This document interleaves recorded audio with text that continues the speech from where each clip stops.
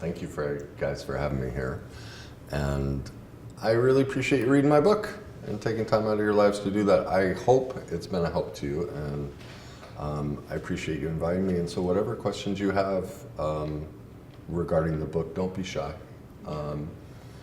And also I ask that if there's any topic you want to bring up, and if you need a boundary around it, that you protect yourself. You don't have to be personal if you don't want to. But I'll ask and check in too, just to make sure that everybody feels safe and protected with whatever we talk about, okay? But if there's something deep burning in your soul or something in the book that you don't understand, go for it, all right? Or if you want to attack me too, go for that too. Who wants to start? You want to start? You. Well, I want to be last. Okay. So you just wanted me to ask you a question? Whatever it is you want, Okay, or talk about it. Or we can kind of do it kind of how we do it at book club, where we talk about, like, we say, like, okay, what did we rate this book? What did we like about it? What we didn't like about it? Perfect.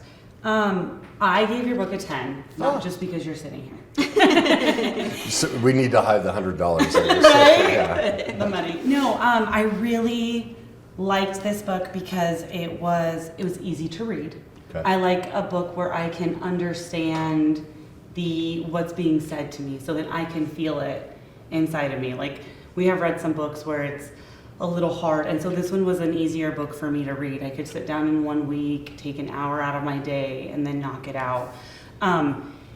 Even though it was an easy read, it was hard to read. And it was hard to read because I am a self-sabotager, like 100%. Yeah. And I do victimize myself because I grew up being the victim from the very beginning in my family. Yeah. So I've had a hard week, I think, after reading the book. Like, my vibe is kind of off, but that's because, like, internally, like, even with my husband, I've, like, wanted to, like, be the victim or play the victim in a certain situation because he doesn't know how to say no. So we already have this manipulation thing going where I can play the victim, he'll feel sorry for me, and then he'll come over here and buy me something or do something. And so this week's been hard for me because I'm like, I don't want to be that person anymore.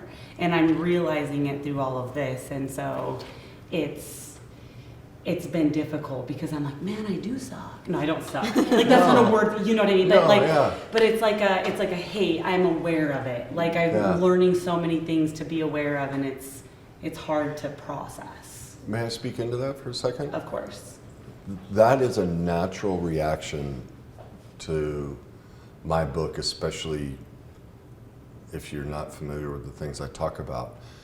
Because of our culture and because of parenting, when we first start to see these things about ourselves, our natural reaction is a shame reaction, to belittle ourselves, say I suck, or something's wrong with me, or I shouldn't be this way.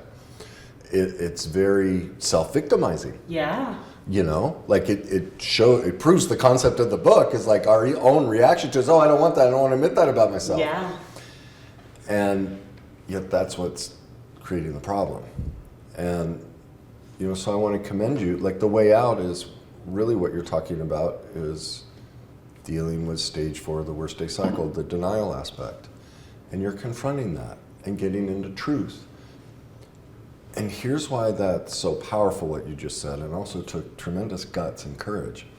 And I know you're going to be fine, because the toughest part is to face those imperfections in ourselves and make peace with them and recognize that even when we suck, we are brilliant. Our suckiness is what makes us special.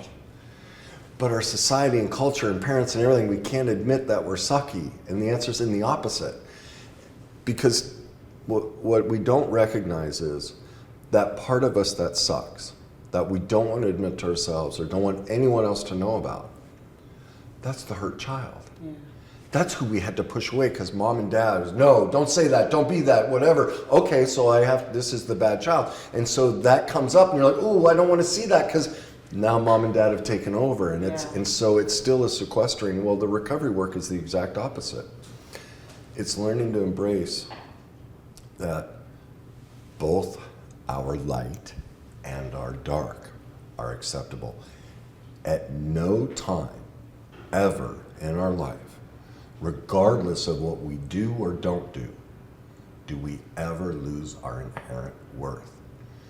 Every aspect of us is perfect. It's perfectly imperfect. And the recovery process is really bringing this child back in and going, I love you. I know how sucky you are, and I still love you. You're cute as hell when you're sucky. You see the lot, like that's what we needed from, you know, the perfectly imperfect parents we had. We don't teach this as a society and culture that, wait a minute, that's what shame does, is it creates a sequestering and an adaptation that I can't be me. Yeah. And so embrace your suckiness. Okay. Love her. Because Yeah. that's just the hurt little girl inside of you. And what she needs from you is to be the parent she never had. Yeah, for sure. And so you'll create your own dialogue with her. Like for me, it's, hey, little guy, come on. You know, I love you. Yeah. And you'll have whatever it is for you. And so when my suckiness shows up, I get very excited. Because it's the ability for me to reattach to me. And that's the essence of self-love. You know, it's not an external process. It's an internal reconciliation that I'm always of worth, even when I screw up. And the only way to recapture that is to see things about ourselves we don't want to admit, that I'm a victim and manipulative, and so is my husband, and oh my God, we have this dynamic, and Yes. we don't want to talk about it. But the second you bring it out into the open, do you see? Here, I'll finish on this.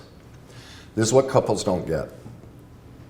Whenever you're fighting with your partner, what you're fighting over is the two children inside of you who were neglected as a child. You're reliving the trauma from your childhood and blaming them, even if they cheated on you and legitimately did something wrong. Because of how emotions work, they're learned behaviors and definitions that we learn from culture and parenting. In that moment, we're 2, 4, 8, 10 years old, no matter what they did. Right. And we're wanting them to fix this hurt child inside of us. So by learning about the worst day cycle and how this works, relationships become completely different. And so what happens is when we have two people committed to the process, every fight turns into this. You know, I'm really ticked off. I asked you 3 times to take the trash out, and you're still sitting on the couch, not doing it. And you know, right now, what this reminds me of is how my mom wouldn't stop drinking. And so right now, what I'm feeling is you're my mother. And then he turns to you and goes, you know, that accusation about me not doing it, you know what that reminds me of? Is how I'd do my homework. And my dad, I'd miss a couple questions and I wasn't good enough. And so when I hear you bring up that I haven't taken the trash out, what I'm hearing is my father saying I wasn't good enough in the way I did it. People get into truth that any adult fight is to the hurt child inside of us. And so now do you see how fights end? Mm-hmm. What do you get? Intimacy, connect. What do we all want? Yeah. Because we're in truth. Yeah. And so we recognize my hurt in this moment is just the child in me. And so whatever I'm seeing in you, while you may be doing that, my reaction to it is because I haven't reconciled this, and vice versa. Now when two people bring that to a relationship, relationships can't fall apart because every fight creates connection. See the difference? Yeah. But that it takes learning Yeah. how to get comfortable Yeah. with that suckiness. So thank you for sharing. Of course. Thank you. So for me, I came into this book just as my own person, but also in the perspective of like when I become a parent, right? And then also as a life coach, that is one of the things that I do as well. But it was the perfect thing. I know for me, a lot of the information in this book was really trying to push me to identify what was my worst day. And that was really hard for me. That was Yeah. Really hard. I was like, I've had a lot of shitty days. I've had so many shitty days. I'm like, what is my worst? And so as I would try to tap into one of those, I didn't like the feeling. I didn't like the feeling. Yeah. I'm like, maybe I won't choose that one. Maybe I'll choose the other one. And so that was kind of difficult for me, but I did use them. I tried to apply them as I went through the book. I was like, okay, well that maybe applies to that worst day, or so I think I'm still working through the idea of finding what was my true, like, the time that one trauma really set me forth for the rest of my life, right? So I'm still working on that part, but yeah, this book has definitely helped me be a little bit more self-aware and maybe even more prepared about how I move forward with when I become a parent, right? Or how I approach conversations with my husband, or even conversations with my own personal clients. So that's kind of where I'm at with this book. I personally really enjoyed it. I agree with her. I think it was an easy read. I enjoy a book that is just direct, doesn't sugarcoat anything, doesn't make me work too hard for the information, honestly. And if it lands right away, like in my understanding, I really appreciate that, because it makes it flow. It makes me really just keep up with the book and the context of it, versus having to sit on one chapter for a while until I figure something out, right? Gotcha. So yeah, but the only thing I am like trying to apply this to is like, what is really truly my worst day, and how can I start unfolding that part? Okay, well, can I take ownership of a sucky part of me? Yeah. It's one of the many mistakes in my book is I went on after I described the situation of finding my mom passed out on the toilet when I discovered she was an alcoholic. I explained it doesn't have to be that big. It's not one worse day, but I didn't do it well enough, because as I've talked to people, that's what they get hung up on. Well, I didn't have a day that bad. I don't remember a day that bad. I know childhood wasn't perfect, and so I didn't communicate well enough that it's not one day. Our childhood is filled with hundreds, if not thousands, of worst days. And one of the failings of society is we try and grade trauma. I did talk about in the book that, unless it's been really bad, you didn't go through trauma. Well, that's the problem in society. We go through trauma every day of childhood. Simple little things. I can't remember, I lose track of all the things I have done videos about and blogs about, and whether it's in my book or the next book, but a perfect example of that is when I was a kid. I was about 12 years old, and I reached into the refrigerator to grab cottage cheese. I was just hungry. And my mom comes screaming over, no, that's for the dogs. Just scared the living heck out of me. Well, because we don't teach parenting, because we don't teach emotional mastery, because we're all perfectly imperfect even if we taught those things, my mom wasn't able to communicate to me that, one, she was bad at managing money. My dad had her on a budget because, we weren't rich or anything, so there's a certain amount. Now, she had 4 kids within 5 years of each other, all of us athletes. We ate like horses. So you have one problem, she can't manage money very well. 2, she's worried about, if I don't manage the food, I won't be able to feed these kids. And 3, she used the cottage cheese to hide the dog's pills when they were sick. Well, what I heard when my mom came running and screaming at me was, you're a bad kid if you eat. If you eat, I don't love you. And oh, by the way, in this house, we feed the dogs before we feed the kids. Did she say any of that? And that's the problem with trauma. Trauma is primarily about perception. It's not the actual act, it's how we perceive the act. And so do you hear how my perception of what happened is all makeup? It's all what but the way emotions work. We're not born with emotions. They are learned responses that we get from watching our parents and the definitions they place on things, and society and culture, TV, movies, all of those things. So I had learned, wait a minute, that's what this behavior means. I'm a bad child. I'm not loved if I eat. And we feed dogs before kids. Well, nobody, even clinical psychologists, therapists, almost everybody on the planet would just go, oh, that's not a big deal. She just got a little upset about food, and no one would classify that as trauma.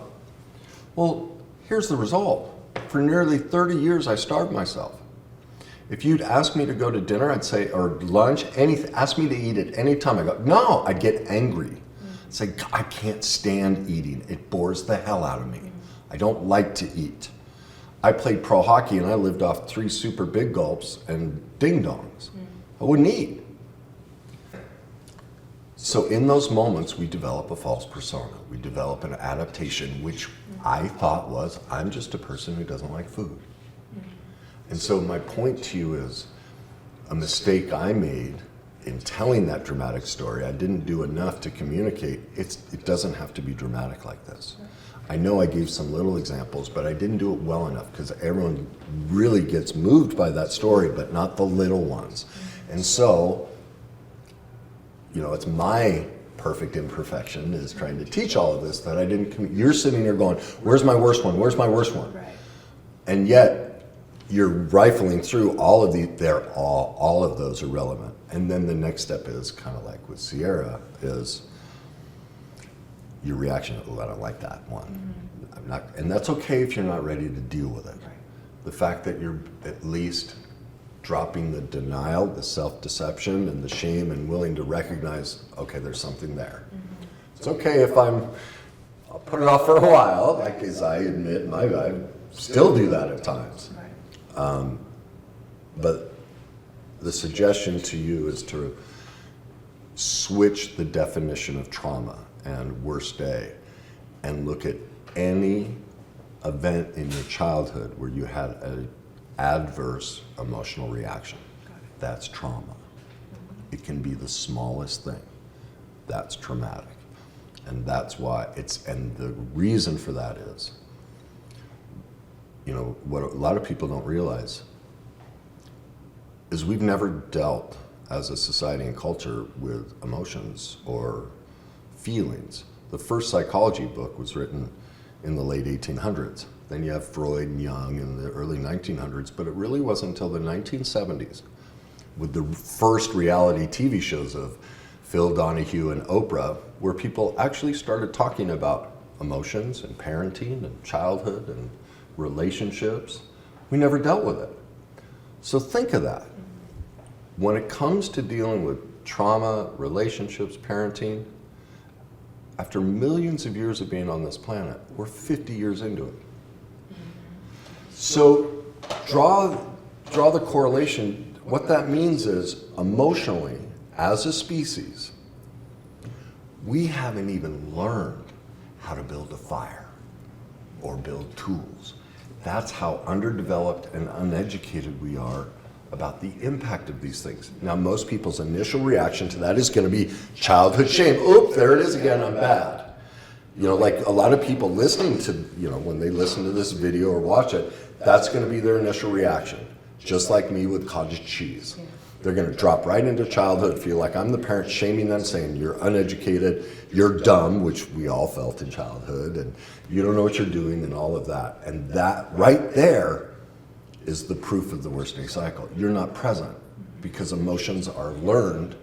And so the solution is, if any of you are triggered by that stuff, is to recognize your emotional trigger at anything we talk about today or anyone watching.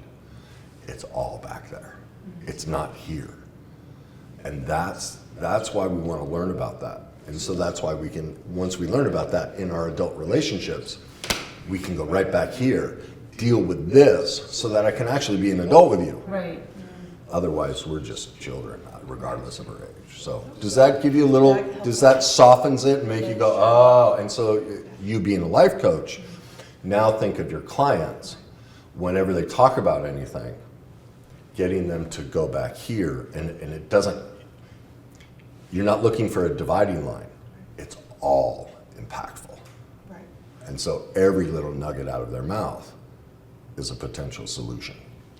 Does that help you? Yes, it does. Awesome. Thank you so much. Thank you. Because I was stuck there too with that worst day cycle thing, you It's know? good. And I was like, what is my worst day? I don't know. Mine was my abandonment, because from being little, I got sent to grandma, sent to dad, sent here. My mom went to prison. My mom went to jail, and so I was back and forth. So mine was just that abandonment. And so now that you said that, like, it doesn't have to be one specific thing. It was all those times of being left. Anything. Yeah. I mean, you know, one of my greatest struggles in life still is that I'm stupid. I mean, part of the reason I do all this is to combat that I'm so stupid. Well, where did I learn that? Asking my dad for help with homework. My dad was an engineer.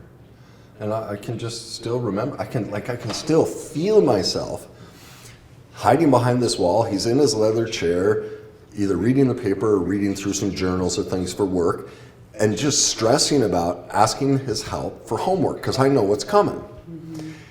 And, you know, he'd run through, and he had all these shortcuts for out, you know, because he's an engineer. He's brilliant mathematically. He's been training for years, and him looking at it, Kenny, don't you see it? It's right there. Yeah. How do you not see that? And again, perception. I must be stupid. I have to be stupid. And so my greatest judgment of others, what I hate most about other people, is how stupid they are. Well, remember, judgment and denial. We're always talking about ourselves, you know. And so that's my constant battle, is whenever I'm not in adult maturity and moderation, I can always tell. When I'm judging somebody, and it's usually they're stupid in some fashion, I know in that moment I'm a child. It has nothing to do with them. Okay. So the point is any adverse moment where you don't even have to remember the event, but you might remember an age, just this feeling. God, something around, I don't know, it's like 4 years old, I don't know. That helps a lot, because I have a very, like, non-existent memory of my childhood. Like, a lot of things are really hazy. None of us do. Yeah, or most of us are that It's way. like, I don't know. And I feel like I had a really beautiful childhood up until, like, later on, as I was, like, preteen, maybe. That's when I'm like, maybe that's when I really started to gain, like, my true consciousness, right? Like, started to wake up as I developed. But yeah, otherwise, most of it has been, like, past that childhood era, right? Well, and there's a reason for that. Another perfect imperfection of this book, and why my next book is plugging the holes. Yeah. I would have liked to have let you guys know in this book that part of the reason you don't remember your childhood is people don't realize the first 7 years of life we're in a theta brainwave state, okay? Which is basically hypnosis. So you're not present. You're not cognition starts to come on between 4 and 7 years old, you know, but mostly 5 to 7. All right. So most of your trauma happens before you're even consciously aware. All right. You don't even have the ability as a human yet, and what happens is you create that false persona, that adaptation, and many of those adaptations are the denial mechanisms: suppression, repression, minimizing childhood's fine, nothing, not until I got older. Well, that's usually because it's such a repetition, and it may have escalated. There may have been more, you know, bigger events like me, you know, finding my mom, but it didn't just start there. My mom had been drinking for a long time, you know what I mean, before I was consciously aware of it. And so that's one of the disconnects for people, is because most trauma happens in the early part of life, we're not conscious to it, and then it is traumatic, and so we create a veil to protect us from it. So we minimize it. We're not even aware that it's there or that it's happened to us, because we've already constructed, you know, we've learned the emotional dynamics of the family, and wait a minute, just, you know, take the example of food. If, you know, younger, it would have been, oh, okay, how do I fit in here? You know, each child, and this is another mistake. People think, well, my parents raised us all the same. Not even close. No. Not even close. They all have different relationships with us, in part because they're at a different level of maturity. There are different stresses in their life, lots of things. And so what happens to us is we look at the family system, and based on our own experience with the individuals involved, we'll become the pleaser, we'll become the black sheep, whatever. All of these personas we pick a unique one to us to try and survive. And so your work with clients is trying to find out what those are, Right. you know. But that's why most people don't remember their childhood, and that's why you don't need to remember the specific event. I know this, in time, lots of those unthaw, and you're out for a walk and you just, oh my God. Yeah. You know, still I have flashbacks, and some are painful, some are just, oh yeah, I had forgotten about that. But it's very common, very normal, and unless somebody's really detached from their body, they will have a general idea of an age range of a discomfort, something around here. Don't remember what happened, but this is my feeling. And that's why, you to find your cycle, it's what am I feeling? Use the feelings wheel. Where in my body do I feel it? Because we store trauma physically in our body, and emotions too. And what's my first memory? And so no matter your age, 20, 60, 80, you just keep following that ladder down, and now you see, oh my God, he's right. I am in I just keep repeating this pain. And that's what allows you to get into truth and reality of, wow, we're all really sucky. and I mean that in the most loving way. But that's what I'm trying to do, is break that barrier and go, look, this scam that psychology, society, parenting, everyone's taught us that there's this dividing line. And I don't want to be that. That's what's killing us all. We are all this. And this has to be included, because remember, like with you, we want to bring that in. Well, that's all I'm trying to do, is go, oh no, all of us. But to have that, you have to become an expert in the dark. It's the only way. Yeah. And that's not just a tenet of reclaiming your authenticity. That's also how the universe works. Like the light comes after dark. They both coexist. You have to. Yeah. If you don't go in the dark, you can't produce light. So, does that help you? It does. Okay. Thank you. You're welcome. Brenda, how about yourself? It was really hard to read. It was very triggering for me. And then what I liked was that, like you said, it thaws out, eventually. So like I noticed when I stopped reading it, I felt like I was in my head just trying to figure out, where all these emotions come from. And in the moment, I couldn't think of anything. But then, like you said, just a little bit later in the day, something would happen and it would trigger that, You'd see that it, memory. you'd feel it, Yeah. it'd show up. And I would be like, that's crazy. I haven't even thought of this memory in the longest time. I didn't even know it was there. Yeah. So I thought, at first I was like, I don't like this because I didn't like how it was making me feel. Yeah. So I would have to put it down, and Yeah. I'd be like, it doesn't make sense. And then as I got further in the book, I'm Denial. like, okay, it makes sense. It does. I didn't want to face it. Yeah. Dang it. Yeah. For me, I think it's learning that, now I'm a parent of 3 boys, and learning that things that I went through as a child were not normal. But I'm also first generation Mexican, so my parents immigrated here. And so they were surviving, just trying to, make a better life for us. But, that wasn't normal for other people. And I don't know, there's other people that had their parents at home with them and weren't raised by their siblings. And so I'm like, why don't I have this close relationship with my parents? I know I love them, but I don't have that urge to talk to them every day like certain people. Or so it brought up a lot of that, was The abandonment. yeah, exactly. So That they're not, as you said, they're not necessarily to blame for it. They had to support you. yeah, exactly. That can be one of the misconceptions, and it's probably, some of it's me in the way I communicate, but some of it has nothing to do with me. It's culture and society. I mean, you can blame religion. Honor your mother and father. We are never supposed to confront our parents' behavior. Yeah. And where I always go to is, yes, we should honor our parents if they're honorable. Mm-hmm. Thank you.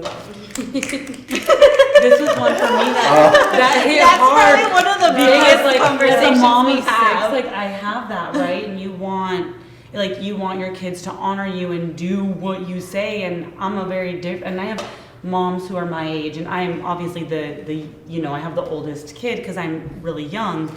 But anyways, no, but that whole thing of your kids should honor you, and you talk about in that book they don't owe you anything, and my daughter recently moved out. She didn't go to college. She didn't do all the things that I wanted her to do, which was really hard for me. But in reading your book, it helped me. She's a good person. She's a good human. She's out in the world happy. And so that really helped me with my relationship with her, because it's been a hard 3 weeks since she moved out. And she came over yesterday, and I was like, you live your life. Like, this is not about me. This is about you. You're doing great. You're a great human. And so that, as my oldest, is going to be the thing that's going to help me make my children more successful. You help me with that. Because I want, like you said, I want my kids to do better than I did. I don't want her to have a kid at 18 years old. Yeah. So that really helped me to be like, she's a good human. She's a good person. She's doing what I want her to do. Let her go. Yeah, it's not, there's so much to touch on both of those. I hope I can remember all of them because they're great points.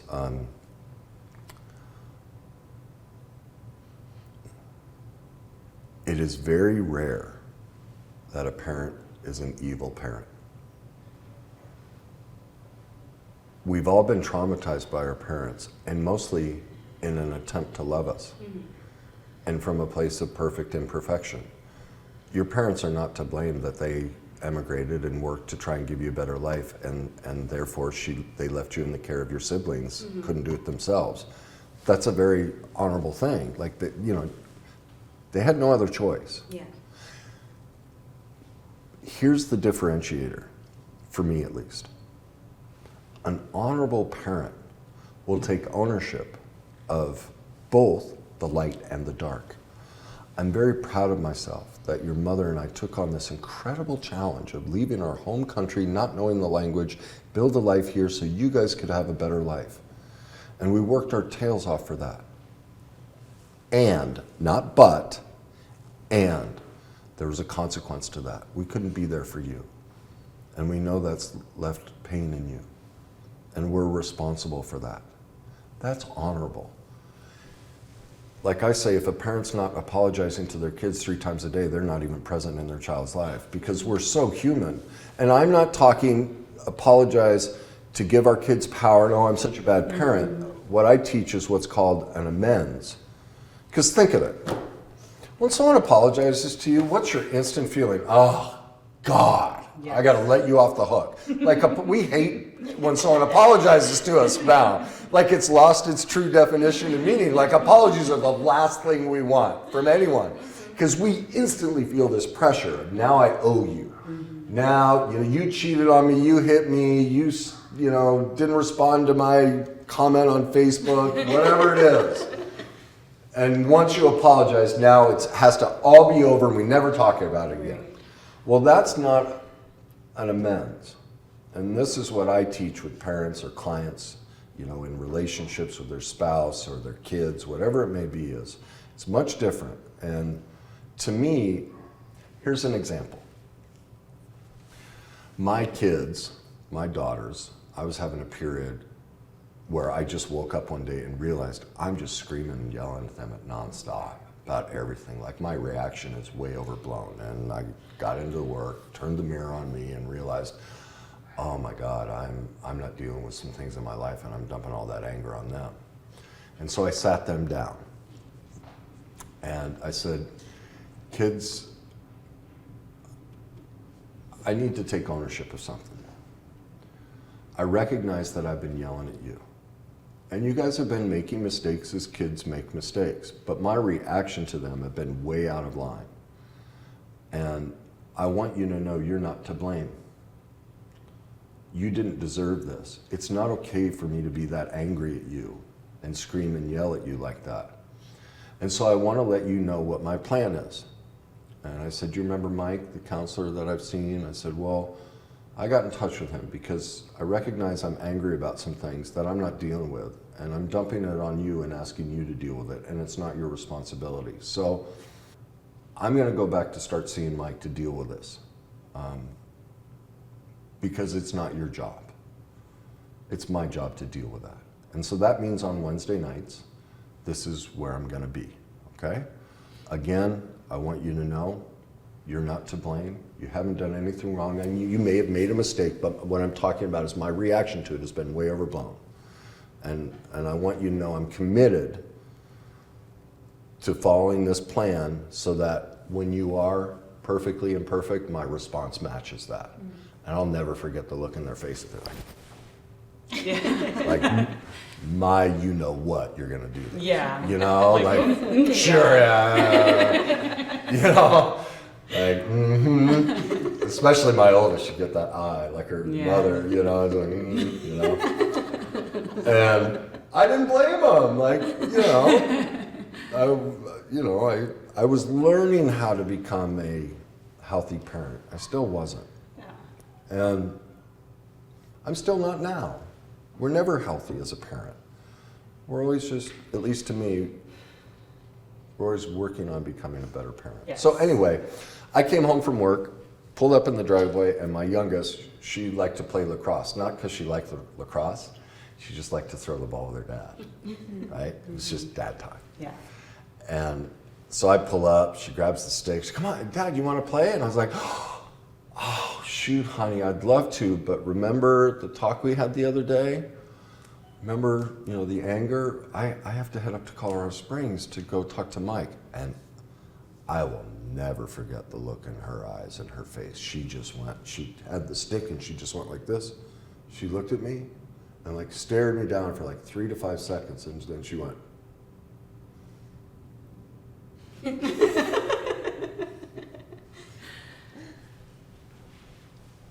That's when I knew, at some point, at least her, I was going to get her forgiveness as long as I stuck with the plan.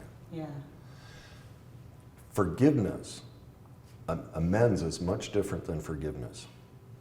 Amends is, I'm going to take ownership of my perfect imperfections. I'm not going to victim dump and get all, you know, explaining about why, you know, why this anger is and bring up my childhood so that they have to carry the pain of it. That's too much information for a child, but I'm going to take ownership of my imperfection. I'm going to share with them the plan that I'm putting in place.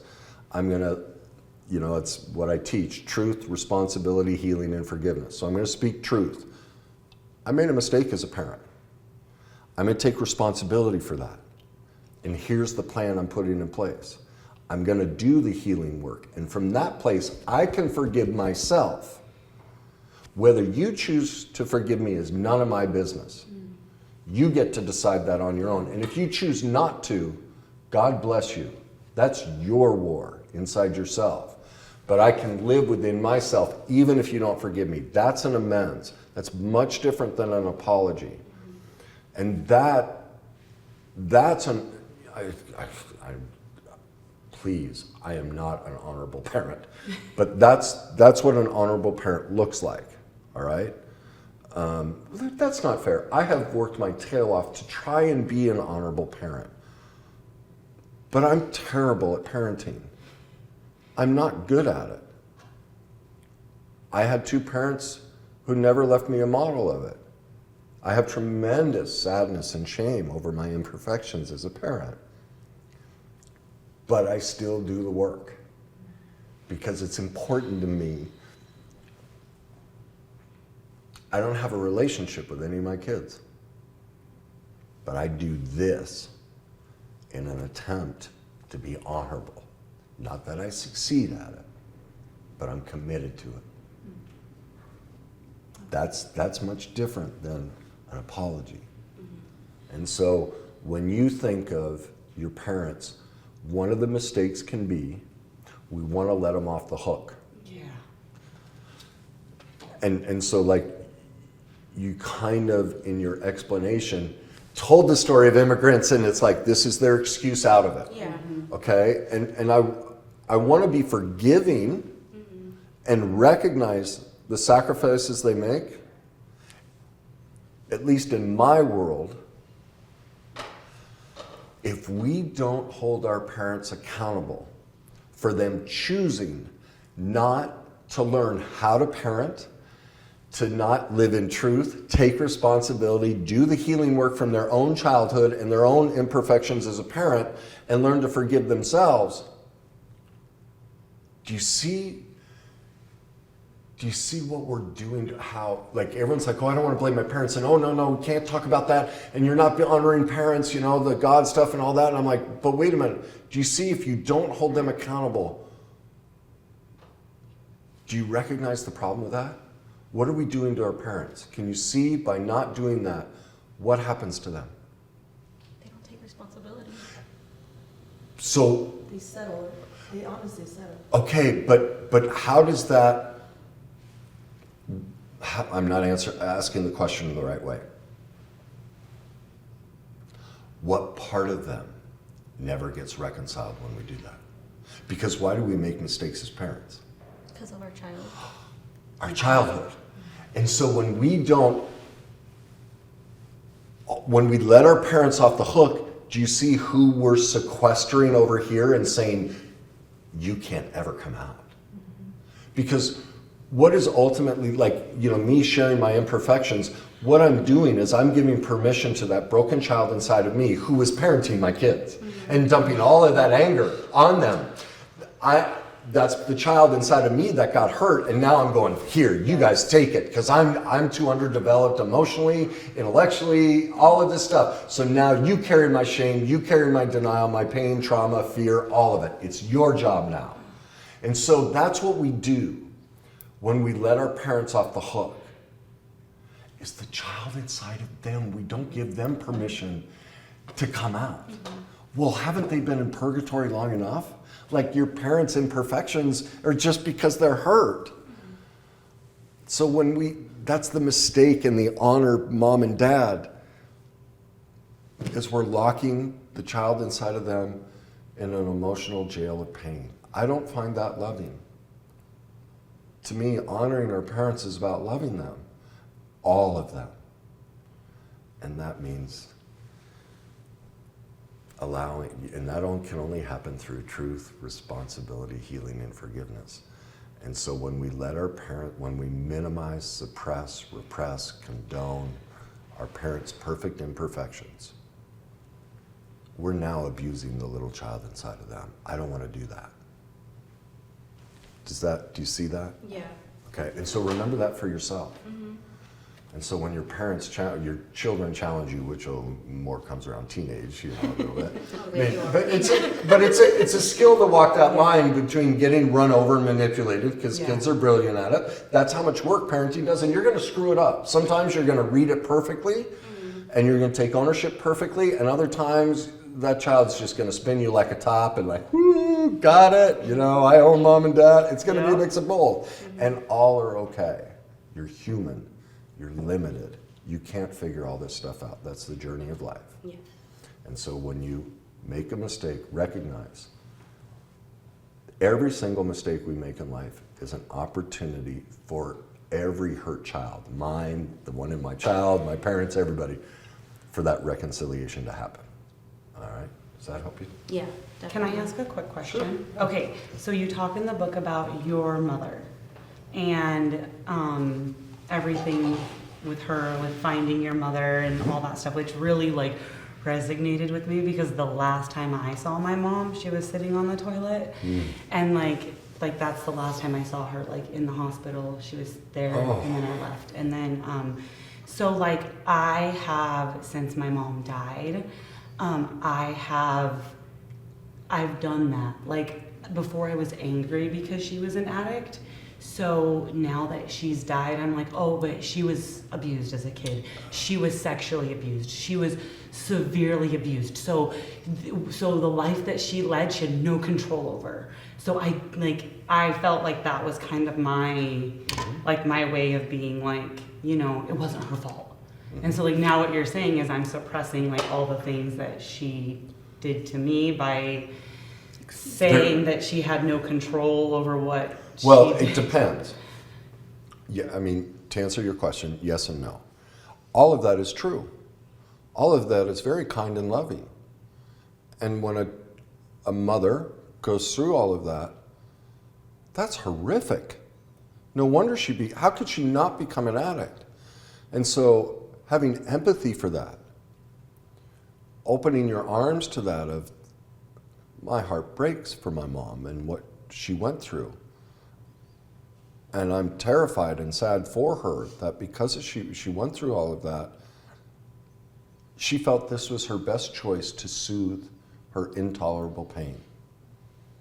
God, could you imagine that existence? Like, that's what we're doing, is we're putting ourselves in their shoes and going, wait a minute, my mom thought the best defense mechanism was to become a horrific addict. Live on the streets, I think you said. Like, that to her, like, think of that adaptation. Wow. Yeah. Honor that. And once she became an adult, it was her responsibility to choose to learn about these dynamics. Is she responsible that our culture is only 50 years into really dealing with any of this and most of the information isn't out there and we're all underdeveloped? No, she's not. And she chose not to. Yeah. It's both. Yeah. That's all I'm saying. It's both. And neither one is better than the other. Remember? Light and dark. We don't sequester this. We bring this back in. And so we're loving, this is what true love is loving both the dark and light. Now, we don't have to condone it. She gets abusive. I don't know if she did, but it's like, well, I understand you went through that, but I can't condone that behavior. I can't have it around me or the kids. Yeah. You know, that's different. But I love you. Yes. And I'm angry at you. Yeah. I'm really angry at you. And ultimately, now that I'm an adult, my personal anger is mine to deal with. Yeah. I can't play the victim and stay Yes. stuck and go, Yes. well, it's because you didn't deal with this, now I'm angry. No. I'm going to take responsibility. Okay, what does my anger come from? It comes from my own childhood, and I'm going to work through that. And that's the story with my father in the book. And, I confronted my father, when he finally pushed me, and, we had that's when I got set free from my father, was in that conversation that's in the book. And I said, I won't carry it for you, Dad, anymore. I love you. I love you so much, I'll let you carry it. Was it you that had written him the letter saying, I just want you to be my friend? Yeah, It was you, right? When I was in college. I was in my early 20s, and I had quit drinking alcohol. And, I started to get sober. Like my recovery journey started when I was like 21, 22, somewhere in there. And I'd been sober like a year, and I started to get in touch with things. And so I wrote him a letter before I came back, and basically saying, I don't know you. Yeah. I don't know anything about you. I don't know what your dreams were as a kid. I don't know what you ever wanted to do. I know nothing about you. And I came back, and I'd been home for a couple weeks, and finally one day I was standing in the kitchen, and he worked in the basement downstairs. He had an office down there. And he comes upstairs, and he goes, that letter you sent me, you just need to get over that. Mm-hmm. There's the lack of accountability, my father's denial.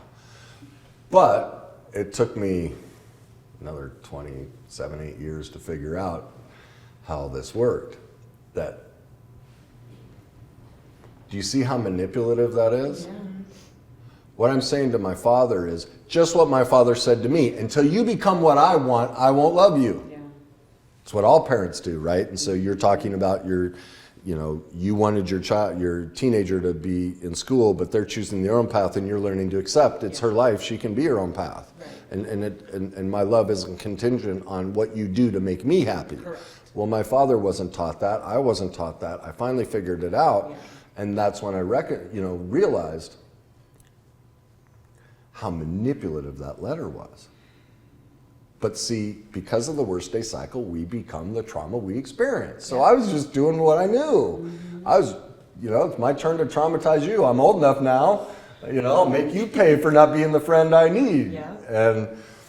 But in that faithful argument, when I finally, because I did the work on myself, faced the trauma, fear, shame, and mostly denial, turned the truth upon me and saw how manipulative I was and all of this stuff. And so when my dad confronted me, I was able to set the boundary. It made me safe. For the first time, I was finally safe. And that's why, at the end of that conversation, when I said, Dad, I love you. You're always teaching me something.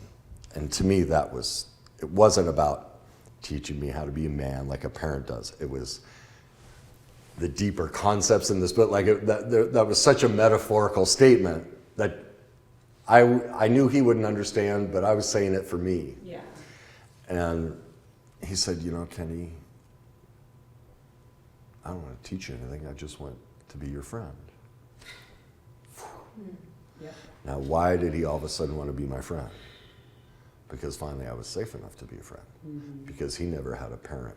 In a sense, I became the father my father never had, whether he recognized it or not. Mm-hmm.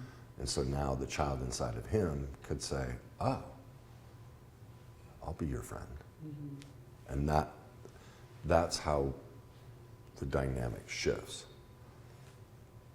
And so and that's why I say everyone's so afraid to confront their parents.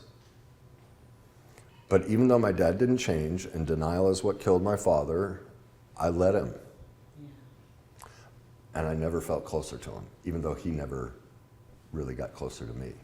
That's what happens. Like, no one wants to do this work because it's saying my parents are bad and all the, mm-hmm. Oh my God, and it's the exact opposite happens. Regardless of what they do, you finally feel a connection to them because you're connected to you, because you're in truth. Responsibility, healing, and forgiveness. So, does that help? Yes.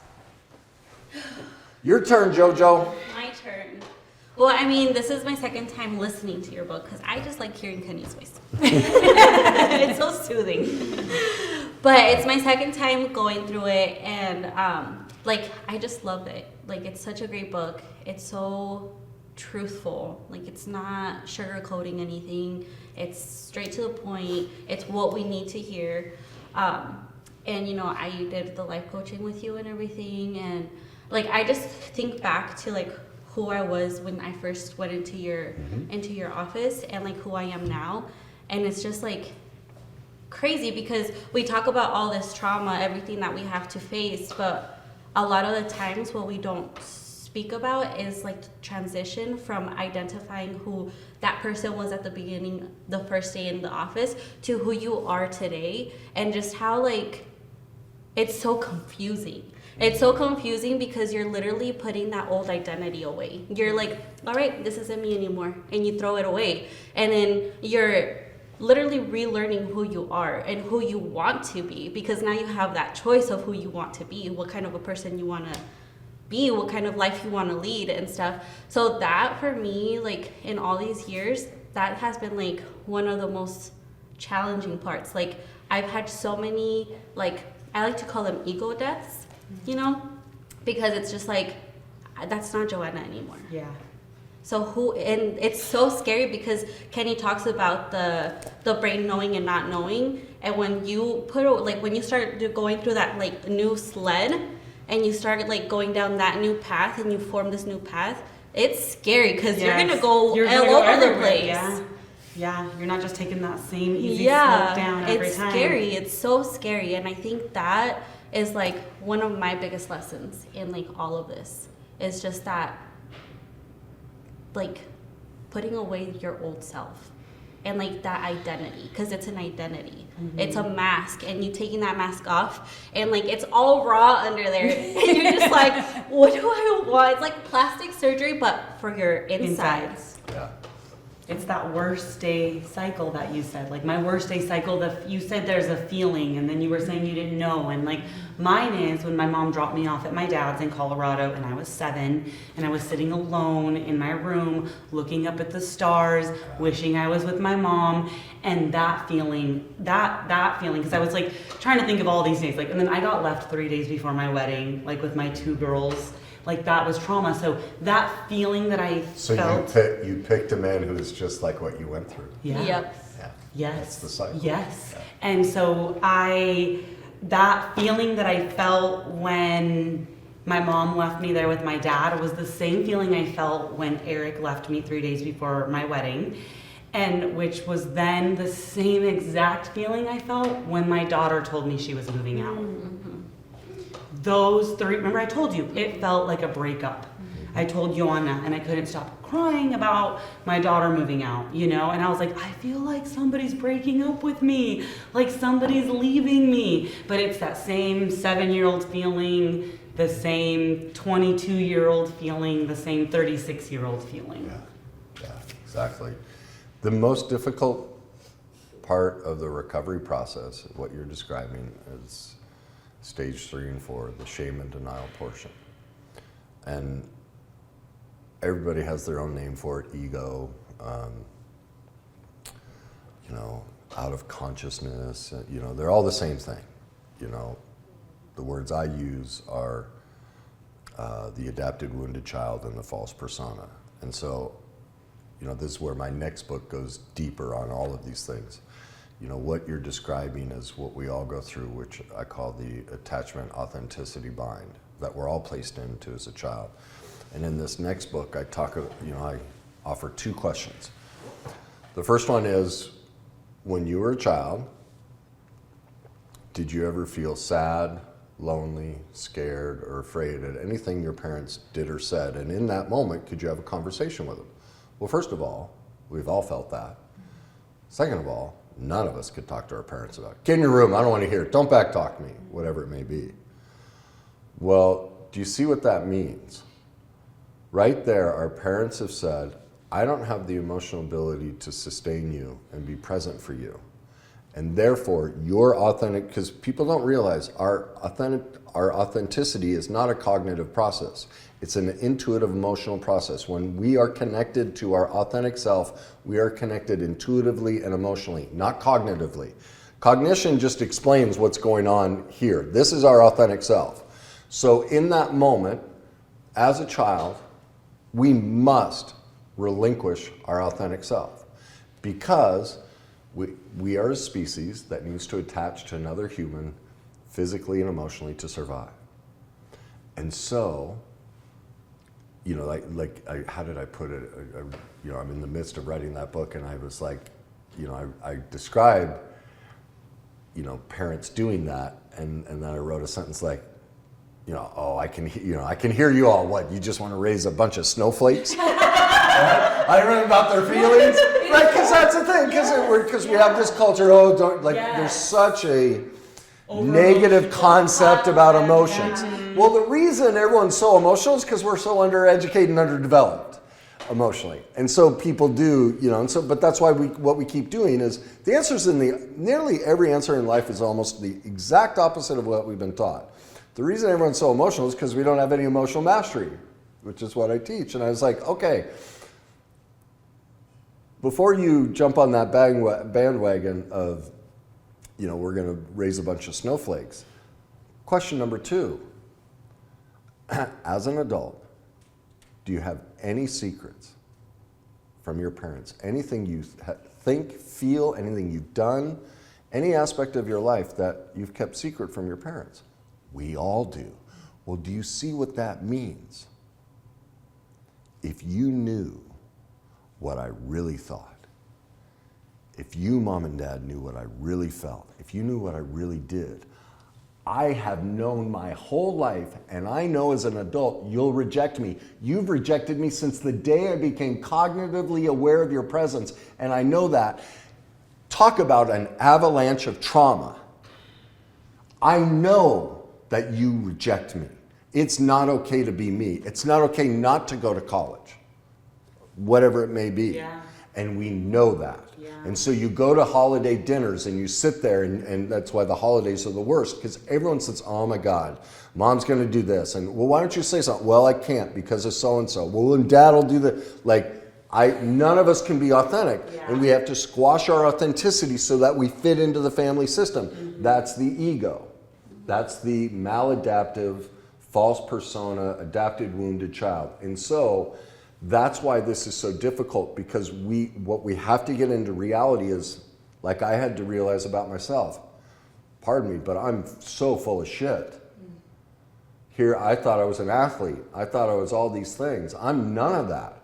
Well, if I'm not that, who am I? And what does that mean? I was in my late 30s, early 40s. Well, actually, when I figured it all out, when I put those final pieces together, I was in my late 40s. You mean for almost 50 years, I've been living a counterfeit life? How stupid am I? Right? Biggest trigger of all for me. I'm the dumbest person I know. I don't want to admit that I'm completely full of shit. I don't know who I am, what I want, nothing. No. No. Let's not go there. And that's why people don't like, I already know that. That's why in the first chapter I said something to the effect of, most of you won't get through the first 1 to 3 chapters in here, because I know what's going to happen to you, because I had to live it. Yeah. And so that's what we're first dealing with, is I don't know who I am. Mm-hmm. I'm not really someone who likes tennis or doesn't like to eat or whatever your thing is. That's an overwhelming concept. Well, that's just half of it. Because the backdoor piece to that people aren't conscious of is, do you see what else that means? Why did we create all of those egos? To protect ourselves? Yes. From whom? Everyone. From our parents. Yeah. We became these for what? To get parents. get attachment. So if I drop that, Who's gonna love me? amen. Yeah. I was never loved. Now I'm in truth to question number 2. Oh my God, I never was loved the way I need. It's not true. They did love us. But the sensation is I never was loved.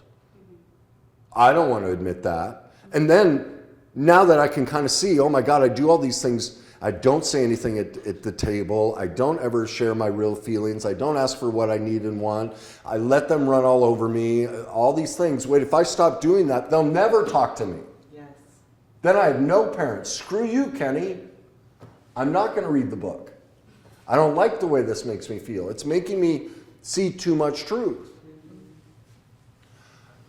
And the truth is scary. The truth is It is.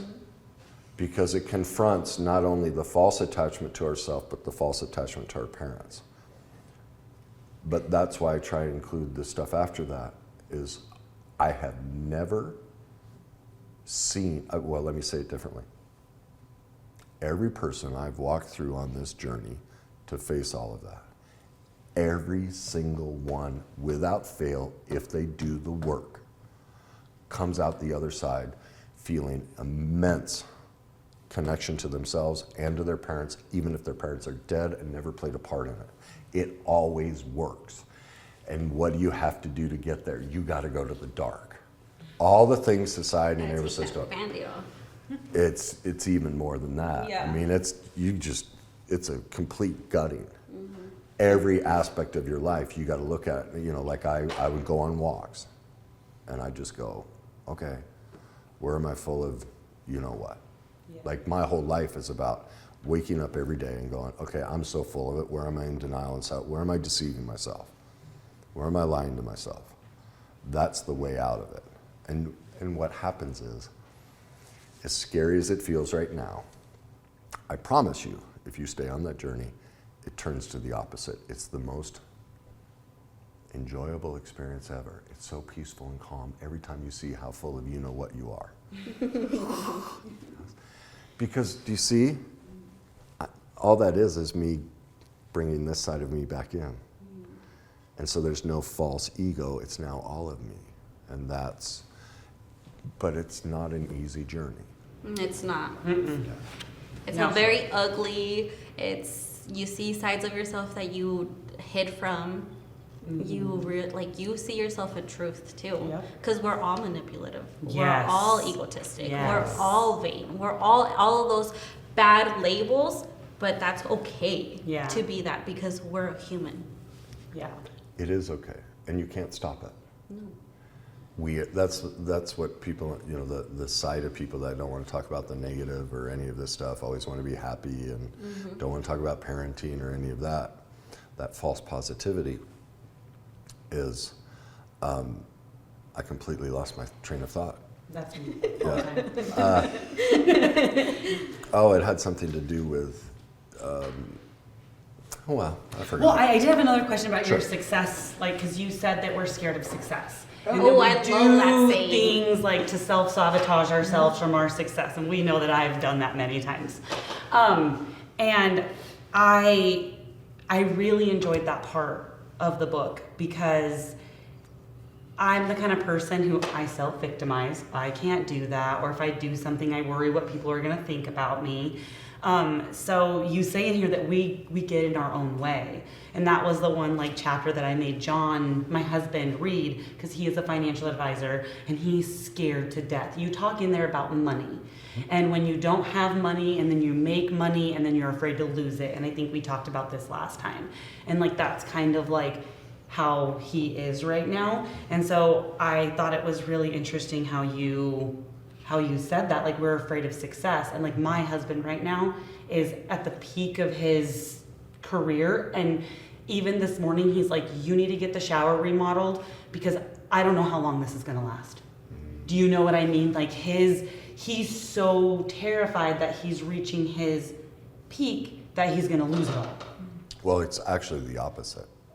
That's the problem, is what you're describing as someone who's afraid of fear. Yeah, that's right. Yeah, but yes. he's not. He's not afraid of failing. He's not afraid that it's going to end. That's the self-deception. Okay. Like people think, oh, I'm afraid to fail, and this will never last. Yeah. And so do it now. Yeah, that's literally what he told me this morning. Yeah. Yeah. And this is what's confusing about the shame and denial portion. What he's trying to do is he's trying to guarantee the failure. He's taking his worst day ever, or his... He's projecting it. Yeah. It's gonna happen. Yeah. He's basically saying, When the shoe drops, I'm ready for it. I'm gonna make it happen. I don't have trust and faith in myself. He's attracting that. Well, I don't know about it.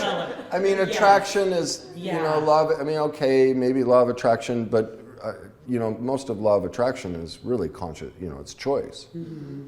And so, what he's really saying is, I don't believe in myself. That even if markets change, I couldn't take the skills that I have and develop something even greater. Right, but he can. Of course he can. Yeah. But do you see the benefit of not believing in that? Do you see how he got to control you and make you carry his fear? No, how? Like, Well, what did he say? he said, do it now, or else it's not gonna, because this may not last. So, and what did you immediately feel? I felt fear. Yeah. Well, and then I was mad at him. I'm like, why can't you believe in yourself? Bingo! I'm like, see? why can't you believe in yourself? What a payoff! Do you see what you just did? What did you say that again? Why can't you what? Believe in yourself. Exactly. So now he gets to stay the child. He doesn't have to believe in himself because he's got you doing it for him. That's the problem. We think it's failure. Yeah. It's not. It's success. It's like, and this is the shame and denial portion. No, don't make me face it myself. Don't make me live in truth, responsibility to do the healing work so I can forgive myself and my parents and recognize, wait a minute, I can deal with this. I can fix the shower. Like, we'll have money. Look, obviously I've been able to create it. I got this. Right. Instead, we all, because of the shame and denial portion, we drop right back into childhood. We play the victim, and we post on Facebook. We go to our book club. We go to our spouse, and our spouse goes, but I know you can do it. And so now our spouse cares more about fixing the problem than we do because we don't want to take responsibility for it. And it allows us to stay the child. Mm-hmm. That's why we play the whole, I'm afraid of failure. No, you're not. You're afraid of adulthood. Yes. You're afraid of truth, responsibility, healing, and forgiveness. You're afraid to let go of the worst day cycle, trauma, fear, shame, and denial. Yes. You don't want to let the false persona go and the ego die. My ego is wrapped up in, I'm not good enough. I will fail. I will somehow sabotage this. So we go out of our way to make sure it happens. See, I told you. Glad we got that shower. See, now he's the backdoor victor. Yeah. Through his own self-destruction. Correct. But he still gets to stay the child. Mm-hmm. right? Yes. That's what we do. And that's what gets so complicated about the shame and denial portion. The level of truth. We have to challenge every aspect of ourselves. And so one of the skills I learned to do is, if you think about it, there's a way we always talk to ourselves. And if there's a problem, what should I do? There's a common way we phrase the questions to ourselves. Is it this or is it that, right? Like think of give me some examples of what comes to you when you're struggling with something and the way you talk to yourself to try and the questions you ask yourself. Anything pop up? Like, are there certain questions that you'll go like, why do I keep doing this? Or Yeah. give me some When of I'm them. at work, so I do calls, like I do, it's kind of like sales, but it's pharmacy, and I hate doing it. I always make up these situations in my head of what's gonna happen, so I don't, it takes me forever to make that first call, because I'm like, this person's gonna yell at me, or I make up these situations in my head, and I procrastinate, and then at the end of the day, I have to slam all these calls, because then I can just do it without thinking about it. Oh, perfect. So there you go. Yeah. So in the beginning, do you hear how you described it? I hate doing this. Mm-hmm. What I learned to do is challenge that. And I learned I remember being out for a walk and going and talking to myself, I hate this. And I went, is there another way to look at this? And that's when I learned to turn things up and say, well, what if I don't hate it? What if I love it? Well, that's not true. I'm like, no, but what if it is? Well, think about it. You actually love it. Do you see why you love it? Did you hear how you explained? What do you do at the end of the day? Just slam them through. Why? Because it takes, I guess, the fear away. I just do it without thinking about it. You do it without thinking about it. So you don't hate procrastinating because you found a way to make it a solution for you. Mm-hmm. You wait till it builds up so you don't have to think about it. It's the greatest thing for you. Do you see how by challenging the way we ask questions and we define why we do things and turn it, and like I learned, what's the craziest way I could ask a question about this or look at this situation? And allowed me to throw different questions, and then that's what helped me realize, oh my God, we're not afraid of failure. It's the opposite. Like, look, you're not failing at all. You have a brilliant strategy. You get to screw around all day at work. Everyone else is grinding away. Now, here's the difference is, because of the worst day cycle, you shame yourself for it. But once you get into truth, take responsibility and healing, you go, wait a minute, whoa. I don't hate this. I actually love that I get to go to a job where I can screw around for 6 hours and nobody says a damn thing. I can get on Twitter and I can tweet this and flip through TikTok and say hi to Susie over there and listen to Jared about his wife and their breakups and all that stuff. It's a blast. And the last 2 hours, I just pop on and ram it all out while they stress all day trying to I get it done like that. I don't have to think about it. I don't have to carry the weight or responsibility of anybody. I'm great at the calls. Man, I'm brilliant.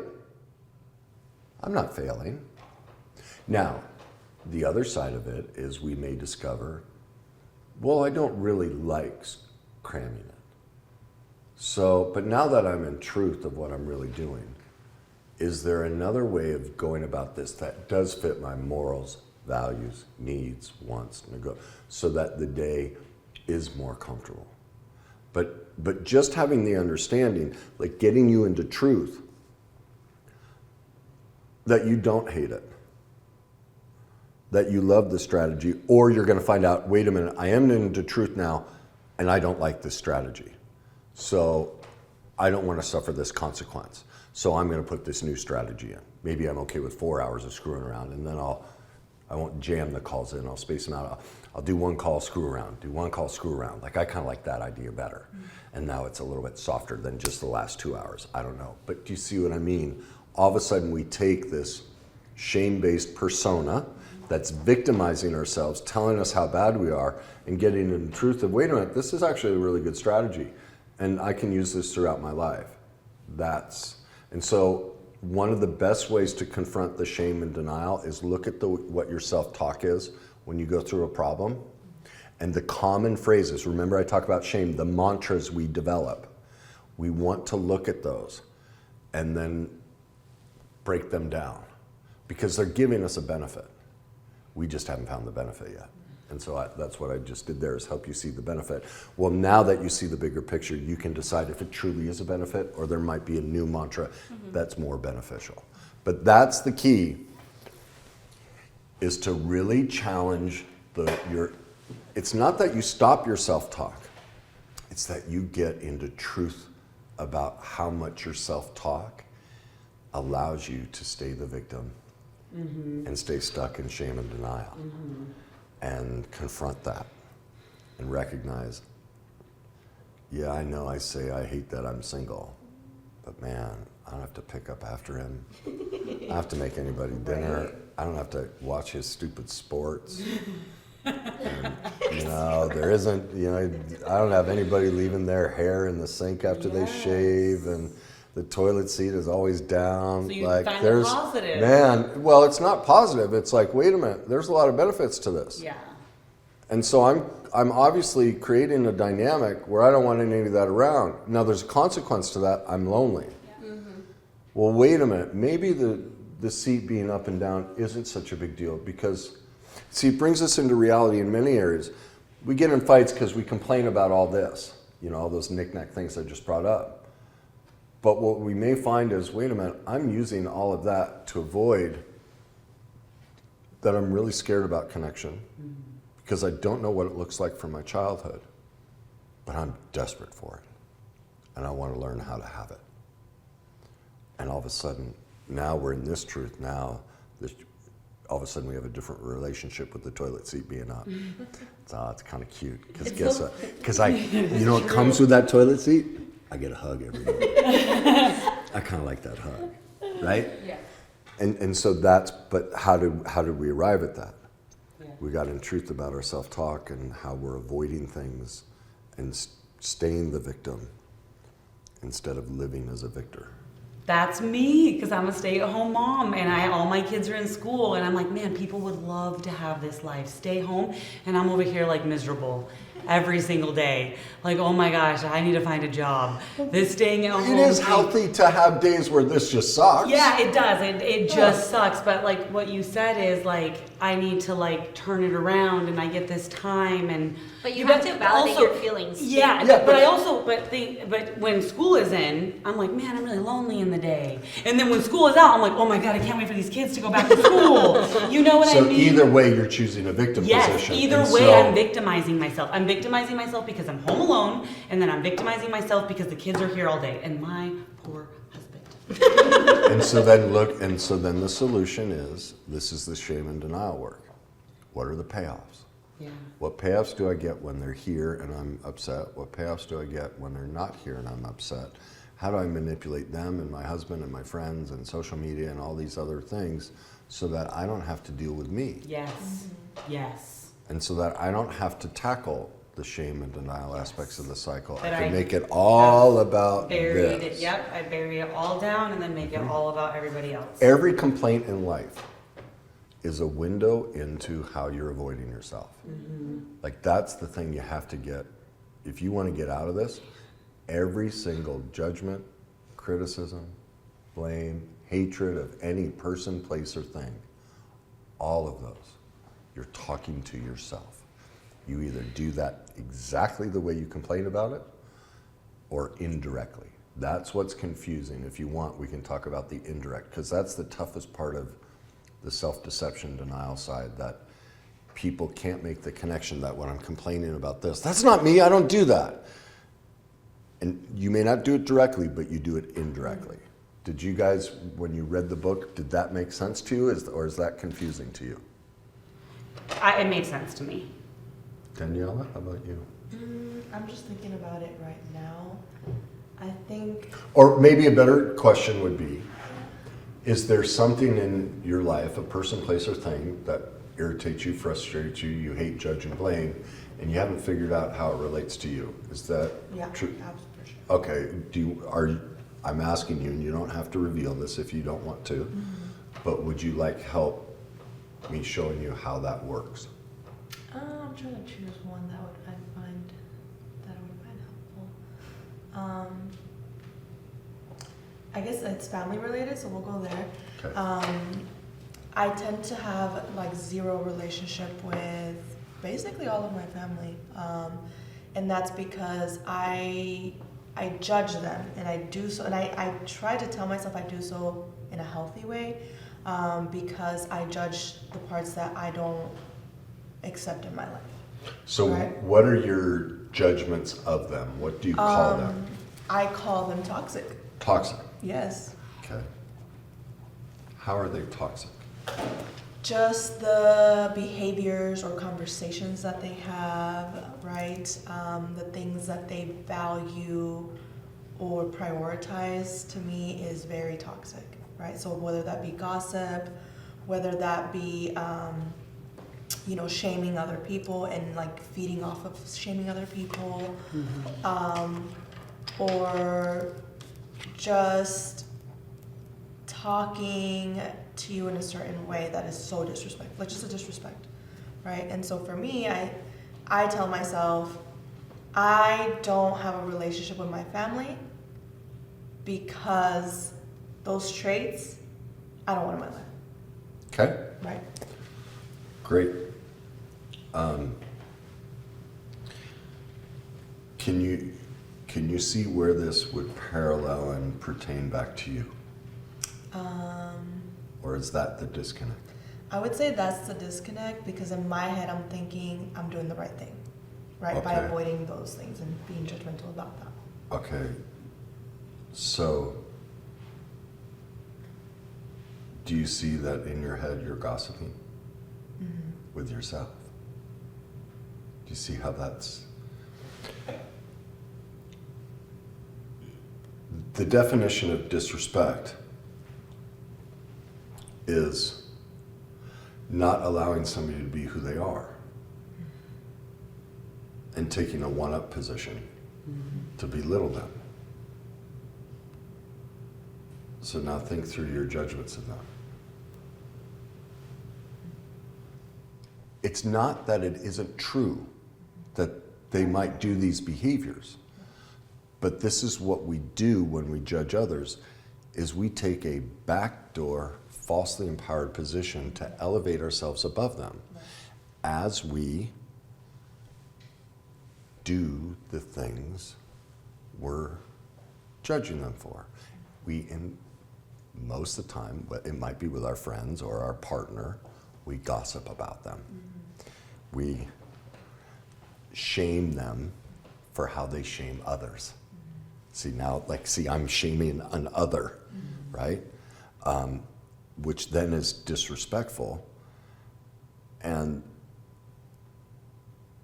now our priorities are based on, one of the struggles you had with them is their priorities are backward. Their priorities are about putting everybody else down. Well, when I'm in somebody else's business, when I'm taking their inventory and deciding whether they're kind, loving, or whatever, it's none of my business. My priorities are off.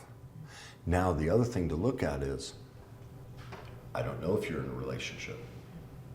If you are, or in your past relationships, did you have friends where when there were problems, you'd go off and gossip and tell the shore in shame and all of it? Like, in other words, this is what we're doing, is we're looking, the other aspect is it can be metaphorical. This is one of the best ways to find how we're in self-deception, how it might, like, I'm not denying that these people do this, that your family members have toxic conversations, that their priorities are backwards, that they gossip, that they shame others, and they're disrespectful in the way they treat and talk about others. I'm not saying that isn't what they do. What I'm trying to show people is we do it too, in our own unique way. Sometimes it can be just against ourselves. Like, I'm not even saying it to JoJo. I'm saying it to me, about me, whether I'm, it could be I'm thinking about JoJo in my head. I'm gossiping in my head about, can you believe the way she did the little sausage things? Like, man, sure did try and show me up. Like, there's the gossip, there's the disrespect, there's the shame. Now, it could be the complete opposite of that. God, why didn't she invite me over? I would have loved to learn how to do that. God, that was really disrespectful of her. But see, I'm not. Do you see? So there's so many different ways because what you're talking really about is conversation. So where in your life? Well, here's the opposite. How are you not expressing your needs and wants, not being direct with somebody? Are you mostly internal in your head when your relationships, whether it's friends or family? Like, it sounds like one of the things with your family, I don't know if this is true, I didn't ask you. But when they get this way, do you set a boundary with them? Okay, you do. Okay. A lot of people won't. Oh, I know. Yeah. And so now there's their own toxic conversation because they're not communicating. So that's the thing is the toxicity can be the opposite. This person's doing it outwardly, I do it inwardly, but it's still toxic. See, this is what it's getting at. Ask questions from all different angles, and then you'll finally go, oh my God, that's where I'm toxic. And what are other ways of communicating? Because a lot of this has to do with conversation. What are all the different ways we communicate? Text, phone calls. Body language. Body language. Yeah. So what occurred to me is, what if some girl or guy's an Instagram model and they're posting pictures of them half naked? What kind of conversations are they having? Are they they may feel they're disrespecting themselves. Yes, they have a lot of followers and they're making money and get all these side gigs and they're promoting products. But do they really feel respectful of themselves? I'm not saying someone should. I don't some people can do it, and I'm just using examples of these aren't words. These are pictures that the person inside themselves feels they're having a bad conversation with themselves in the way they use their body. Do you see? It's metaphorical. It's not always using words. Conversation happens in a myriad of ways. And so that's what I'm trying to get to is the denial piece is very complex. And this is what is called the indirect side. And so you're looking for metaphor. Like I use the example in my book of I hate stupid drivers. Right? Of course, stupid is about me. Because that story is what helped me realize this side of the indirect. But ultimately, what's the metaphor? I wasn't complaining about stupid parachuters. I wasn't complaining about stupid shoppers. I wasn't complaining about stupid athletes. Do you get what the metaphor of driving is? Going forward. Okay. What else? What do we all do? What do we all drive? Cars. Think deeper. Cars. Think deeper. Besides cars. Our life. I didn't know how to drive my life.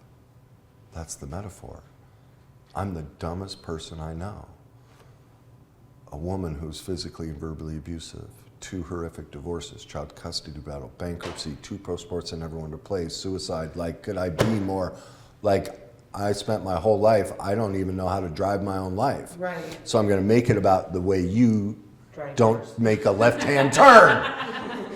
You're so stupid. You don't make how to make a left-hand turn, which allows me to keep the false persona, hide behind the ego, the child. I get to play the victim and blame your driving so I don't have to live in truth, responsibility, healing, and forgiveness that I'm perfectly imperfect and I've made all of these mistakes. And so I'm banishing that child inside of me going, you're so stupid. Look at what you've done with your life. That's me every day.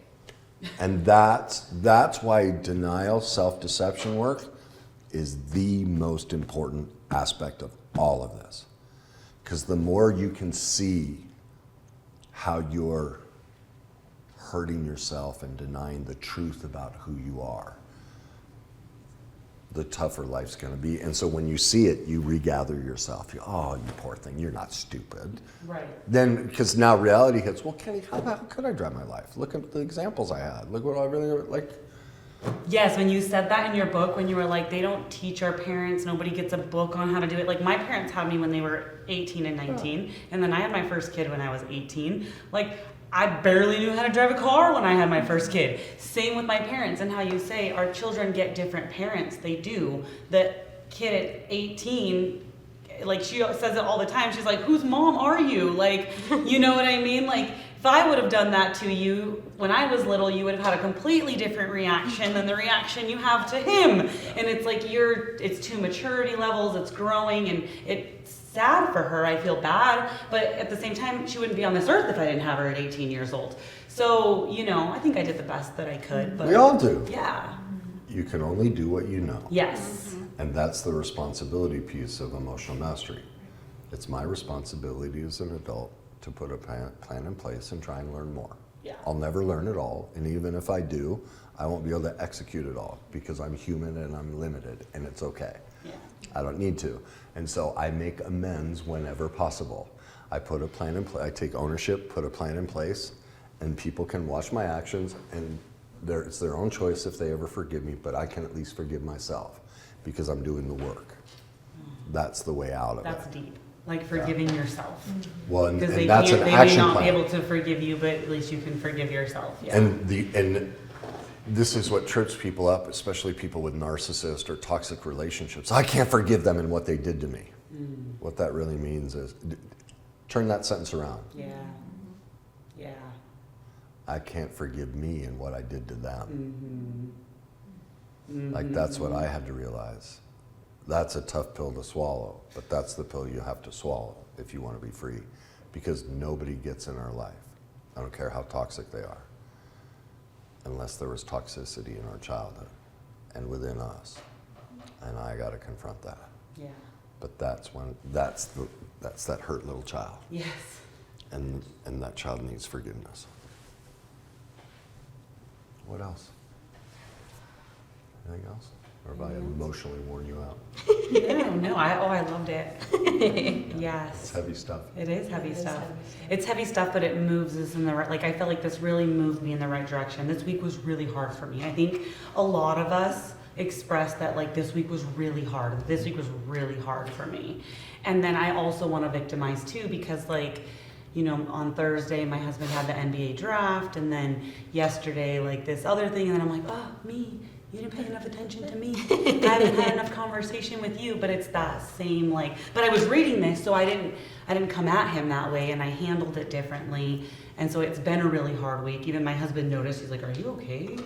Like that book really got you." And I'm like, "Yeah." I'm like, because I realized that like like my whole life I've been the victim. My whole life. Oh, poor Sierra. Her mom is homeless. Poor Sierra, she's the poor little white girl, because my dad's Hispanic, my mom is white, and so it was just this whole thing, and I played into that role for almost 40 years. It works. Our culture rewards the victim. Yeah. We're taught to play the victim. That's why cancel culture is blooming so amazingly, Yeah. because everyone's claiming their own victim status. Yes. And now they're making everyone else responsible Prince Harry. for whether they feel okay. And what's so fascinating is then they usually hold up science as we follow science. Well, the science of emotions, that's not even how it works. Every single one of us creates our own emotional reaction.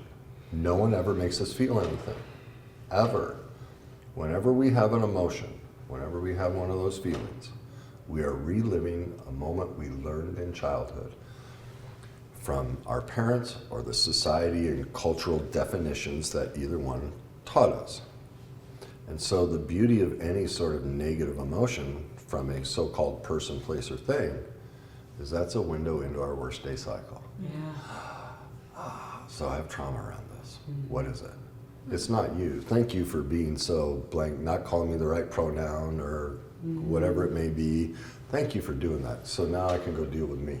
Yeah. That's the beauty of becoming an expert in denial and darkness, is every time I get upset, I learn, yes, I get to figure out where I'm full of SH, you know I what? love that. Yeah. And now I get to deal with it. And so, as I say, I love when my life goes to hell, because then I know I'm getting the opportunity to reattach to my authentic self and reparent myself. And so I wonder what would happen if we started teaching that truth. Yeah. You know, like think of all political fights. Like now, the thing is I want to say one other thing. The reason you guys feel so down too is because we don't teach this, pardon me, everyone is stuck in the first 3 steps of grief. Do you guys know what the 5 stages are? It's negotiation, denial, anger.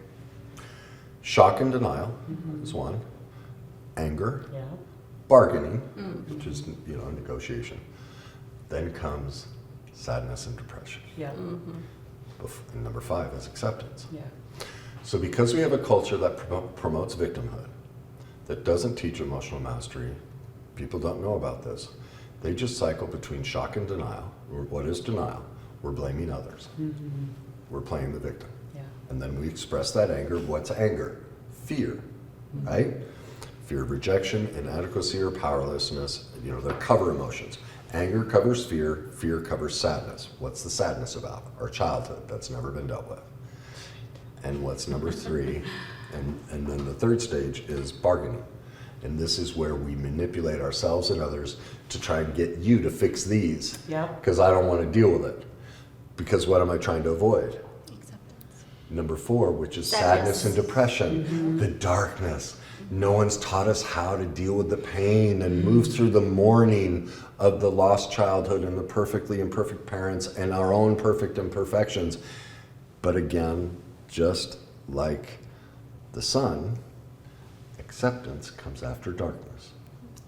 And that's why it's that way. And so the more we become an expert in facing our denial, perfect imperfections, and how our parents were human and limited. And we all leave wounds in each other, and it's okay. And it's something to celebrate. That then we can live in acceptance. Yep. But it's that avoidance of doing the work Yes. that robs us. So. I think that part, like, for me, when I was going through, like, in the beginning, I think I cried for months and months and months. That's the morning. Yeah, I cried so much. I cried for everything. And even now, like, I'll, like, talk to, like, Tony, my boyfriend, and just yesterday we were talking about whatever, and then he was crying, and then I was crying. He's like, why are you crying? I was like, I'm crying because it's just a lot of emotion and I need to get it out. Like, we can cry together. It's okay to cry together. Yeah. You know, I feel like we don't validate those emotions because they make us weak, but really they make us stronger. Yeah. It's the only way to get strong because it's just trapped. Yeah, and to And get so out. you exercise that emotion through addiction, avoidance, Yes. toxic relationships, poor careers. Yes. You know, being afraid of the shower is going to go out, like that. All of that is just trapped trauma. Right. But it gets expressed everywhere. And so you may be, oh, I'm not a crier. I don't do that. Yes, you are. You're just crying inside. Yeah, I don't, because we weren't allowed to cry growing up. Exactly. Like, I wasn't allowed to cry about my mom. Like, if I was with my dad did not allow me to cry about my mom. And he'd be like, your mom's a piece of shit. Why are you crying about her? She don't care about you. There's the author. Why are you crying? Stop crying. That's question number 1. Could I express my thoughts, feeling? Yeah. And no, you can't have that feeling. Yeah, no. Yeah. None. So, and I have unleashed on him like you unleashed on your dad. Mine was just through text message. While I was hopped up on Vicodin after getting my wisdom teeth out. Yeah, and And I don't have enough His information. response the next day was, I hope you're having a better day today, honey. There might be some amends in there. I'm not sure, but I'll let you. I trust you to figure that out on your journey. But we will always be imperfect in our expressing of all of this and going through it. So I have a question, actually. Sure. So, what would you, like, your advice be for someone that's like starting in their journey and all of this, you know, trying to uncover all of the truth? Because I've had people be like, yeah, I understand all this, but, like, what do you do with it? Like, how can they kind of, like, navigate through it and just kind of like feel things and just express them and, you know, not being afraid? Yeah. The way I hear your question, which may not be accurate, so correct me if I'm wrong, but usually when I hear the question phrased that way, what I hear is, or it's been my life experience, that's a person who's like, okay, I understand it, but how can I get over it without doing the work? Putting the can't. burden on someone else again to figure You it can't. out for you. Yeah. You got to do it yourself. That's the next biggest step in the process. This requires work. And that's why, now this will sound like a sales pitch, but that's why I created the online university. It's everything I use to get through this. Well, it's a tremendous amount of work. It's a daily commitment. And we're human, so I don't know, 4 days a week, whatever. But what you're choosing is your authentic self. That I'm done living in the ego, false persona. Well, how am I got to start over. Well, I don't know where to start. Well, that's why I created all that. Here's the parenting you never got. Yeah.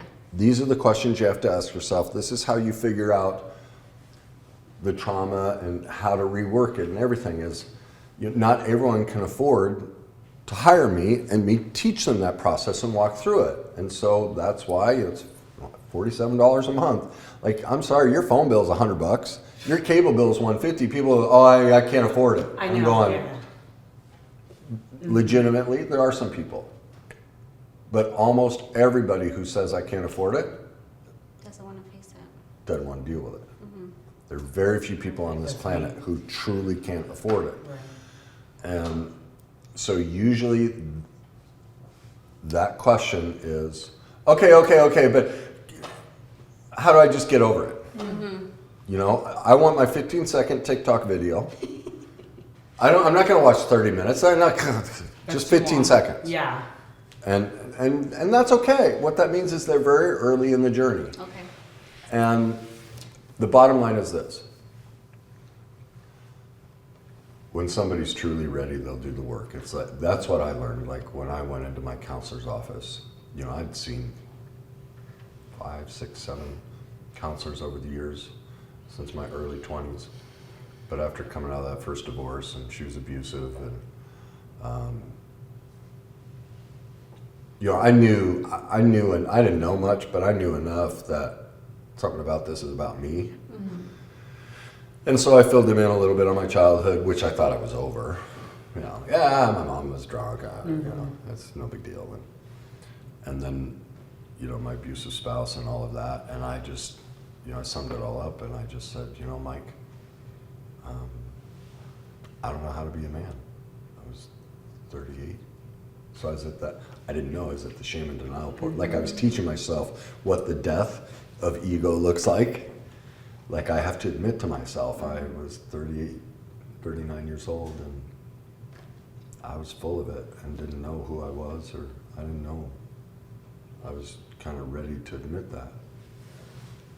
And he said 13 words that changed my life and are the reason I'm sitting here. He said, Kenny, when I was in your shoes, I went and became an expert.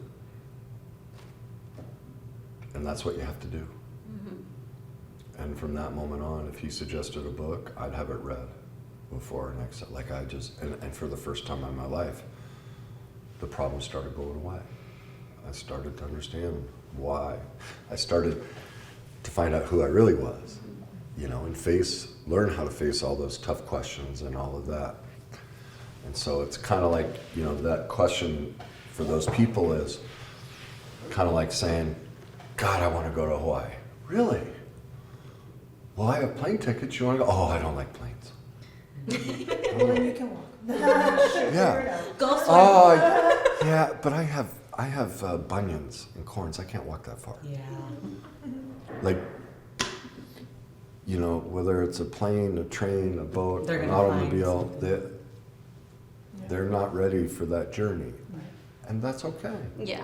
I think that's what, because I made a book club, and I like to talk about this stuff all the time. It's a Sunday morning. I'm like, come on, let's have a little Coke and some chocolate. That's what Yeah. And I do hair, so I talk to a lot of people, That's all you do is talk. Yeah, and so a lot of the conversations that I have are about this, and people are like, well, how do you go go on to the next step. And I tell them, like, you know, read this book, reach out to Kenny, like, do this, watch that, blah, blah, blah. And then the next time they come in, they're just like, but how do you really do it? Like, how do you, and I'm just like, That's how. you've got to do the work. And then I think, like, that's where I've learned how to set that boundary and be like, all right, I'm going to talk to you about so much until you actually step out of your own way and you start going for it. Mm-hmm. That's love. Yes. That's what our culture doesn't teach.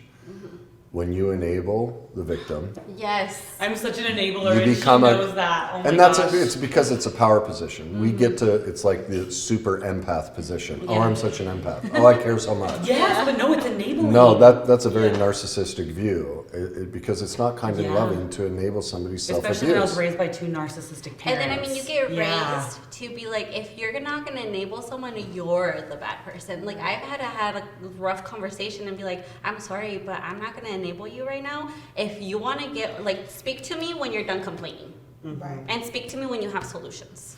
Right. Or you make requests for solutions and you pursue the solutions. You at least try them. Which I've, like, you know, I've been like, you know, this is what worked for me. What, like, try to figure out what works for you. And if, like, it was just like, no, but like complaining, and it's just like, They want someone to listen. Yeah. So And but that- then they just keep complaining. Yeah. And yeah, and that's where I was like, sister, go hire someone.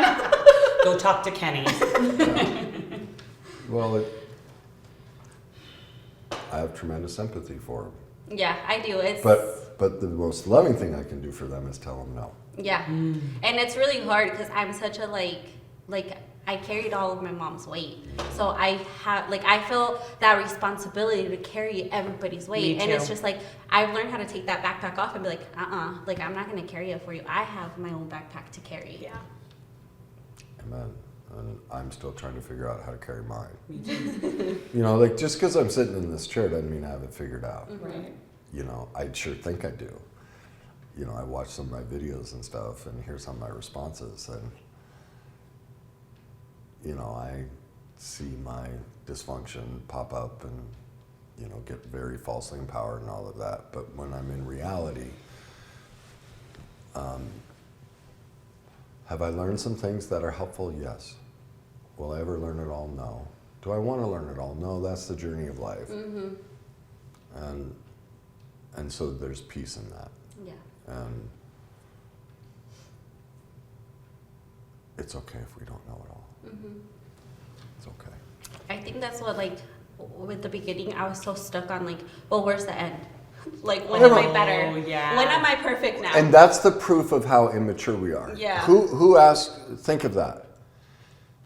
I actually had a therapist tell me, like, she's like, you know, you're going to come every once a week, and it'll be every 2 weeks, and then she goes, and then finally there's going to be an end.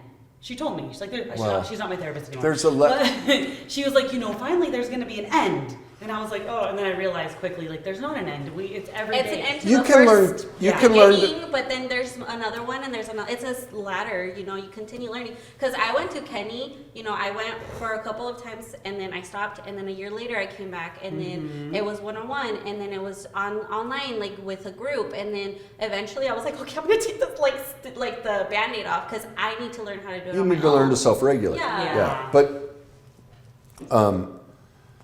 think of it. What does a six-year-old ask on December 2nd? How many more days till Christmas? Exactly. And what do you say to them? 23. And how do they respond? Ask again. I know. And then on December 3rd, what do they do, right? And just so get a calendar. the point is this. I'm drawing a parallel. You know how early you are in recovery and how young you are when you ask, when will I get to the end? Yeah. Because you're at December 2nd, you're wanting Christmas, and 23 days seems like a lifetime away. But as you mature in your growth out of the adapted wounded child and the false persona, you realize Christmas is every day. But that's where you start, and it's okay. You know, this is a maturation process out of childhood into what Pia Melody calls maturity and moderation. And that's what you get from it. And so then you can survive that. It's another 23 days till Christmas. Yeah. But in the beginning, you can't. Like your friends, they can't. They're that child. I need Christmas today. I need the payoff. Well, that takes time.